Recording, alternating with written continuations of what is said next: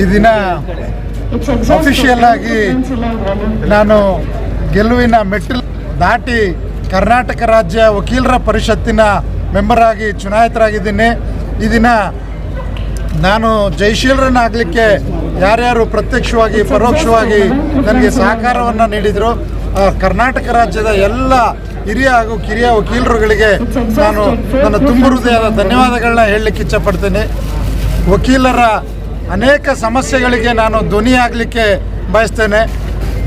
ಸಾಕಷ್ಟು ಸಮಸ್ಯೆಗಳು ಬಗೆಹರಿದೇ ಇದ್ದಾವೆ. ಸಾಕಷ್ಟು ಸಮಸ್ಯೆಗಳನ್ನು ಸಾಕಷ್ಟು ವರ್ಷಗಳಿಂದ ವಕೀಲರು ಬೇಡಿಕೆಗಳನ್ನ ಇಡ್ತಾ ಬಂದಿದ್ರು ಕೂಡ ಅದರದೇ ಆದ ಕಾರಣಗಳಿಗೋಸ್ಕರ ಆ ಸಮಸ್ಯೆಗಳಾಗಿ ಉಳಿದುಕೊಂಡ್ಬಿಟ್ಟಿತ್ತು. ಈ ನಿಟ್ಟಿನಲ್ಲಿ ಎಲ್ಲ ಸದಸ್ಯರುಗಳನ್ನು ಜೊತೆನಲ್ಲಿ ತೆಗೆದುಕೊಂಡು ಎಲ್ಲರ ವಿಶ್ವಾಸವನ್ನು ಪಡೆದುಕೊಂಡು ಎಲ್ಲ ವಕೀಲರನ್ನ ಒಟ್ಟುಗೂಡಿಸಿ ಎಲ್ಲ ವಕೀಲರುಗಳ ಶ್ರೇಯೋಭಿವೃದ್ಧಿಗಾಗಿ ವಕೀಲರ ಪರಿಷತ್ತಿನಲ್ಲಿ ಏನು ಸಾಧ್ಯವಾಗುತ್ತೆ ಅಷ್ಟು ಕೆಲಸವನ್ನು ಮಾಡಲಿಕ್ಕೆ ನಾನು ಸಂಪೂರ್ಣವಾಗಿ ಸಹಕಾರವನ್ನು ನೀಡಿ ಈ ವಕೀಲರ ಶ್ರೇಯೋಭಿವೃದ್ಧಿಗೋಸ್ಕರ ನಾನು ಏನೆಲ್ಲ ಕೆಲಸಗಳನ್ನು ಮಾಡಬೇಕು ಆ ಕೆಲಸಗಳನ್ನ ಸಂಪೂರ್ಣವಾಗಿ ಮಾಡಿ ನನ್ನ ಸಹಕಾರವನ್ನು ನೀಡಿಕೊಡ್ತೀನಿ ಅಂತೇಳಿ ನಾನು ಈ ಸಮಯದಲ್ಲಿ ಹೇಳಲಿಕ್ಕೆ ಇಚ್ಛಪಡ್ತಾ ಇದ್ದೀನಿ. ನಾನು ಈಗಾಗಲೇ ತಾವೇನು ನನಗೆ ಸಹಕಾರವನ್ನು ನೀಡಿದ್ದೀರಿ ರಾಜ್ಯಾದ್ಯಂತ ವಕೀಲರು, ಇನ್ನು ಮುಂದೆಯೂ ಸಹ ನಿಮ್ಮೆಲ್ಲರ ಸಹಕಾರಗಳಿಂದ ಎಲ್ಲ ವಕೀಲರ ಸಮಸ್ಯೆಗಳನ್ನು ಬಗೆಹರಿಸಲಿಕ್ಕೆ ಪ್ರಯತ್ನವನ್ನು ಮಾಡಿ ಇದು ಕೇವಲ ಬೆಂಗಳೂರು ಮೈಸೂರು ಅಲ್ಲ, ಕರ್ನಾಟಕ ರಾಜ್ಯದ ಎಲ್ಲ ತಾಲೂಕುಗಳ ಎಲ್ಲ ವಕೀಲರ ಸಂಘಗಳಿಗೂ ಏನು ವಕೀಲರ ಪರಿಷತ್ತಿನಿಂದ ಯಾವ್ಯಾವ ಕೆಲಸಗಳಾಗಬೇಕಾಗಿದೆ, ಯಾವ್ಯಾವ ಕೆಲಸಗಳು ಪೆಂಡಿಂಗ್ ಇದೆ, ಎಲ್ಲ ಕೆಲಸಗಳನ್ನು ವಕೀಲರ ವೈಯಕ್ತಿಕ ಕೆಲಸಗಳನ್ನು ಕೂಡ ಸಮಸ್ಯೆಗಳನ್ನು ಸಹ ಬಗೆಹರಿಸಲಿಕ್ಕೆ ನಾನು ಸಂಪೂರ್ಣವಾದ ಪ್ರಯತ್ನವನ್ನು ನನ್ನ ಕೈಲಾದ ಮಟ್ಟಿಗೆ ಮಾಡ್ತೇನೆ ಅಂತ ಈ ಸಮಯದಲ್ಲಿ ನಾನು ಹೇಳಲಿಕ್ಕೆ ಇಚ್ಛೆಪಡ್ತಾ ಇದ್ದೀನಿ. ಸರ್, ವಕೀಲರ ಸಮಸ್ಯೆ ಸಾಕಷ್ಟು ಎಲ್ಲರೂ ಕೂಡ ಹೇಳ್ತಾರೆ. ಇದನ್ನ ಏನು 4 ಜನ ಇವತ್ತು ಇಬ್ಬರು ಇದನ್ನ ಅನ್ಕೊಂಡು ಅವರು ಕೂಡ ಹೇಳ್ತಾರೆ ಅವರ ಸಮಸ್ಯೆ ಮಾತ್ರ ಹೇಳ್ಕೊಂತ. ಆದರೆ ಬಾರ್ ಕೌನ್ಸಿಲ್ ಒಂದು ಹಳೆ ಬಿಲ್ಡಿಂಗ್ ಅಂತ, ಅದು ಕನಸು ಯಾವ ಥರ ಈಡೇರುತ್ತೆ? ಇಲ್ಲ, ನಮ್ಮಲ್ಲಿ ನಾನು ಸಂಪೂರ್ಣವಾಗಿ ಕಳೆದ 25 ವರ್ಷದಿಂದ ನಾನು ವಕೀಲ ವೃತ್ತಿಯನ್ನು ಮಾಡ್ತಾ ಬಂದಿದ್ದೇನೆ.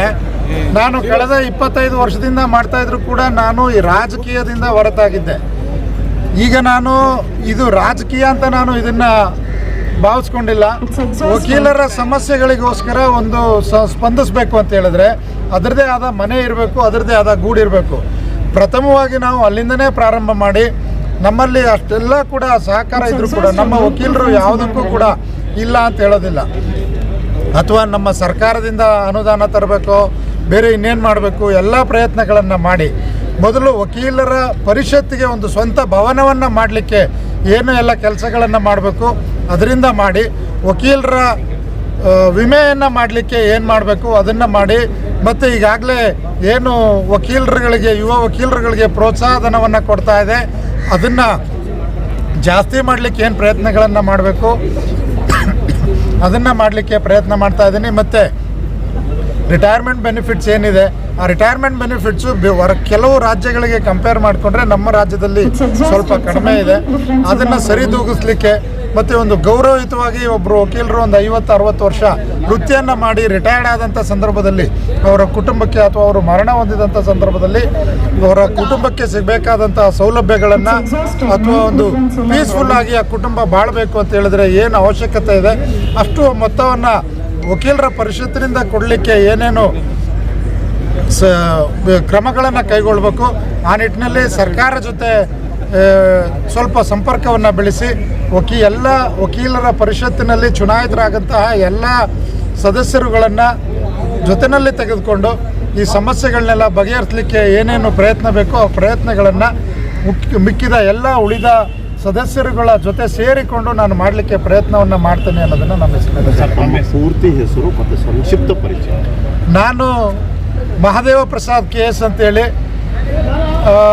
ನಾನು ವ್ಯಾಸಂಗವನ್ನು ಮೈಸೂರಿನಲ್ಲಿ ಮಾಡಿದೆ. ಮೈಸೂರಿನ JSS ಕಾಲೇಜಿನಲ್ಲಿ ವ್ಯಾಸಂಗವನ್ನು ಮುಗಿಸಿ ನನ್ನ ಗುರುಗಳಾದಂಥ ಹರೀಶ್ ಕುಮಾರ್ ಹೆಗ್ಡೆ ಅವರ ಕಚೇರಿನಲ್ಲಿ ನಾನು ವೃತ್ತಿಯನ್ನು ಪ್ರಾರಂಭ ಮಾಡಿ ನಮ್ಮ ಹಿರಿಯರು ಮೈಸೂರಿನಲ್ಲಿ ನಮ್ಮ ಗುರು ಸಮಾನರು ಆದಂತಹ CM ಜಗದೀಶ್ ರವರ ಮಾರ್ಗದರ್ಶನದಲ್ಲಿ ನಾನು ವೃತ್ತಿಯನ್ನು ಮಾಡ್ಕೊಂಡು ಬಂದಿದ್ದೇನೆ. ಕಳೆದ 25 ವರ್ಷಗಳಿಂದ ನಾನು ಸಂಪೂರ್ಣವಾಗಿ ವೃತ್ತಿಯಲ್ಲಿ ತೊಡಗಿಸ್ಕೊಂಡಿದ್ದೆ. ಮೈಸೂರಿನಲ್ಲಿ ಕೆಲವೊಮ್ಮೆ ನಾನು ಮೈಸೂರು ವಕೀಲರ ಸಂಘದ ಪದಾಧಿಕಾರಿನೂ ಕೂಡ ಆಗಿದೆ. ಈಗ 25 ವರ್ಷಗಳ ನಂತರ ನಾನು ವಕೀಲರ ಪರಿಷತ್ತಿಗೆ ಚುನಾವಣೆಗೆ ಬರಬೇಕು ಅಂತೇಳಿ ವಕೀಲರ ಸ್ಪಂದನೆಗಳಿಗೆ ನಾನು ಸ್ಪಂದಿಸಬೇಕು, ಸಮಸ್ಯೆಗಳಿಗೆ ಸ್ಪಂದಿಸಬೇಕು ಅಂತೇಳಿ ಈ ಬಾರಿ ಚುನಾವಣೆಯಲ್ಲಿ ಇದೇ ಪ್ರಥಮ ಬಾರಿಗೆ ನಾನು ಚುನಾವಣೆಯಲ್ಲಿ ಸ್ಪರ್ಧೆ ಮಾಡಿದೆ. ರಾಜ್ಯದಾಂತ ಎಲ್ಲ ವಕೀಲರುಗಳು ಅಭೂತಪೂರ್ವವಾದ ಯಶಸ್ಸನ್ನು ಈ ಸಂದರ್ಭದಲ್ಲಿ ನನಗೆ ದಾಖಲಿಸಿದ್ದಾರೆ. ಅವ್ರಿಗೆ ನಾನು ಯಾವತ್ತೂ ಕೂಡ ಚಿರಋಣಿಯಾಗಿರ್ತೇನೆ. ನಾನು ಈ ನಿಟ್ಟಿನಲ್ಲಿ ಮತ್ತೊಮ್ಮೆ ಎಲ್ರಿಗೂ ಕೂಡ ಅಭಿನಂದನೆಗಳನ್ನು ತಿಳಿಸಿ ನನ್ನ ಧನ್ಯವಾದಗಳನ್ನು ಕೂಡ ಹೇಳಲಿಕ್ಕೆ ಥ್ಯಾಂಕ್ ಯು.